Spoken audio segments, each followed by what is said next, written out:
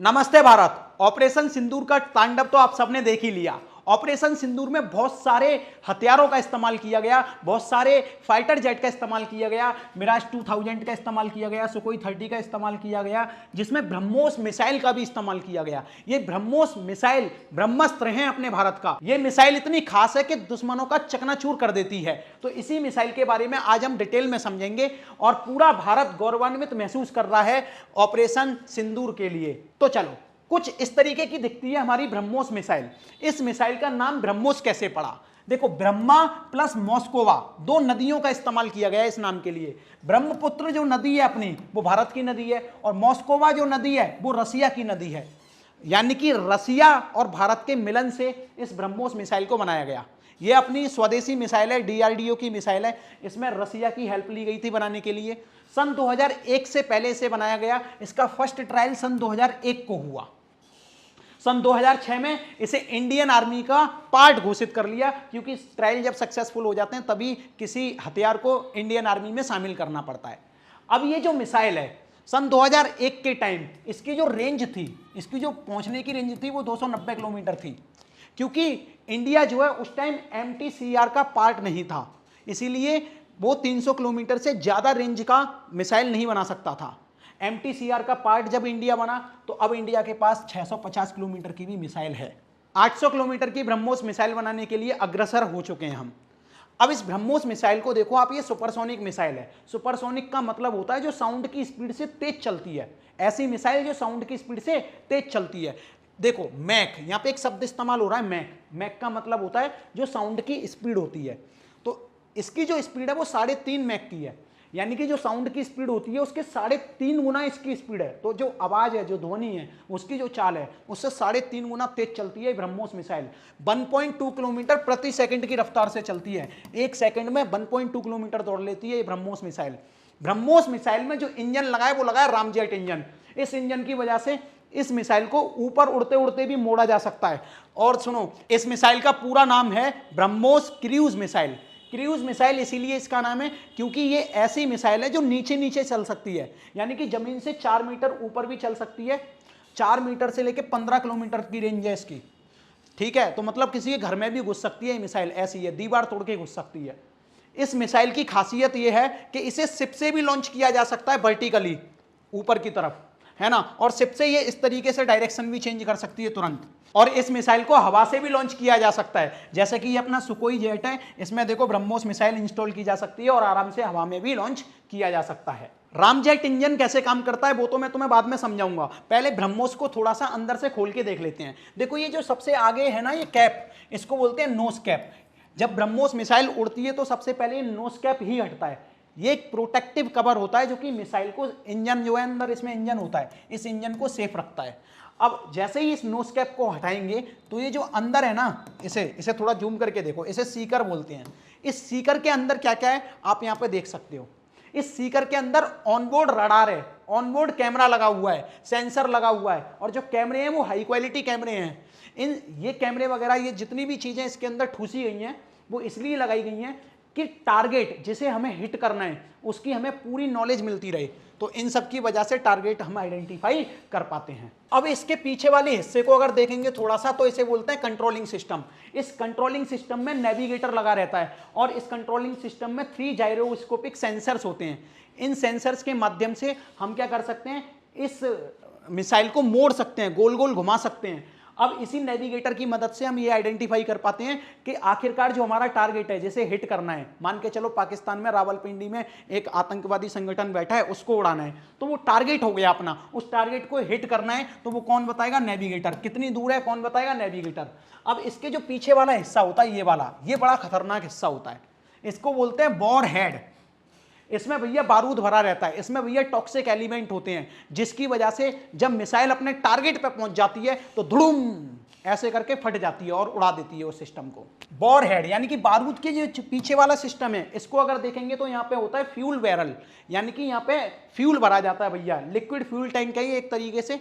इसका इस्तेमाल कैसे होता है बताऊंगा। इसके जस्ट पीछे ये कंबसन चैम्बर होता है जहाँ पे फ्यूल जलाया जाता है। ठीक है, तो ये एक तरीके से पूरी रॉकेट हो गई। ये जो पीछे होता है इसको बोलते हैं नोजल, जहां से हवा निकलती है, बहुत तेज हवा निकलती है।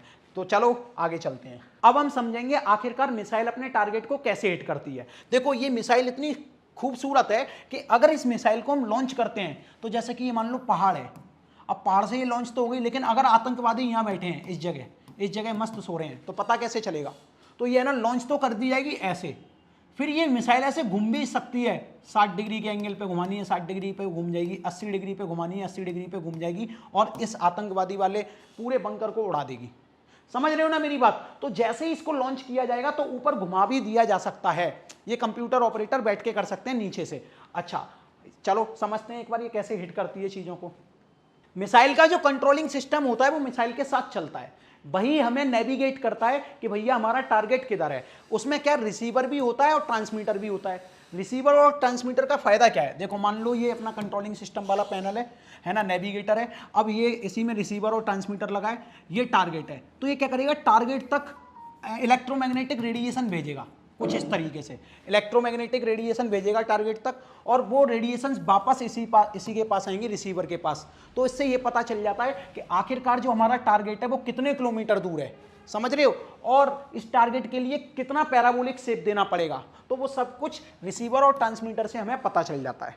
और इस मिसाइल के पास क्योंकि 3 जायरोस्कोपिक सेंसर्स हैं और 3 एक्सेलरेटर सेंसर्स हैं, तो जायरोस्कोपिक सेंसर्स क्या करते हैं, मिसाइल को टारगेट के हिसाब से घुमा सकते हैं, यानी कि रोटेशनल मोशन कराने के लिए ये सेंसर्स लगाए गए हैं कि मिसाइल का जो टारगेट है वो अपने आप आइडेंटिफाई हो जाए, आइडेंटिफाई होने के बाद ये खुद से घूम जाए ऊपर ही ऊपर। और ये जो आप एक्सेलरेटर सेंसर्स देख रहे हो ये खुद ही स्पीड बढ़ा सकते हैं, यानी कि लीनियर मोशन अगर कराना है, सीधी सीधी गति करानी है, तो भैया इस सेंसर का इस्तेमाल होता है, स्पीड बढ़ाने के लिए इस सेंसर का इस्तेमाल होता है। तो मिसाइल हवा में ही अपने आप ऑपरेट करने की वजह से ऊपर स्पीड भी बढ़ा सकते हैं और घुमा भी सकते हैं। तो आप मेरी बात सुनो, यहाँ पे सारे फिजिक्स के टर्म, ठीक है। अब हम समझ लेते हैं रामजेट इंजन आखिरकार मिसाइल के अंदर कैसे काम करता है। तो देखिए ये जो ब्रह्मोस मिसाइल है उसका ये कवर तो हट ही जाता है जैसे ये लॉन्च होती है। तो सबसे पहले फेज 1 स्टार्ट होता है। फेज 1 में क्या होता है, सॉलिड इंजन अपने आप स्टार्ट हो जाता है, जिसकी वजह से ये आगे बढ़ने लग जाती है। फिर इसे लेना पड़ता है हवा का सहारा, तो अकेले हवा से नहीं उड़ती है। इस डायग्राम पे फोकस करो, होता क्या है, जैसे इसका ढक्कन खुल गया तो यह पतली सी जगह से बहुत स्पीड से हवा घुसेगी, क्योंकि खुद ये वाली जो मिसाइल है वो बहुत स्पीड से चल रही है, तो हवा से टकराएगी तो हवा भी इसमें तो बहुत स्पीड से घुसेगी। तो जैसे ही इसके अंदर हवा स्पीड से घुसती है तो इसको बोलते हैं कंबसन चैम्बर। कंबसन चैम्बर में क्या होती है, एक तरीके से आग लगने की कोशिश होती है, कंबसन। तो देखो यहाँ पे क्या होगा, कंबसन रिएक्शन होगी, जैसे ही हवा जाएगी इस कंबसन चैम्बर से पहले या इसी के साथ ये फ्यूल टैंक जुड़ा होता है, ये फ्यूल टैंक है। फ्यूल टैंक में जैसे ही हवा एंटर करेगी तो फ्यूल और हवा मिक्स हो जाएंगे, क्योंकि हवा इतनी तेज जा रही है कि फ्यूल को साथ लेके जाएगी। जैसे ही इससे थोड़ा सा आगे जाती है तो यहाँ पे लगा देते हैं स्पार्किंग, स्पार्किंग जनरेट करते हैं, ठीक है। स्पार्क करेंगे यानी कि छोटी सी भी चिंगारी लगाएगी तो फ्यूल में और हवा में क्या लगेगी, आग, यानी कि हवा अब आग वाली हवा बन गई, गर्म हवा हो गई।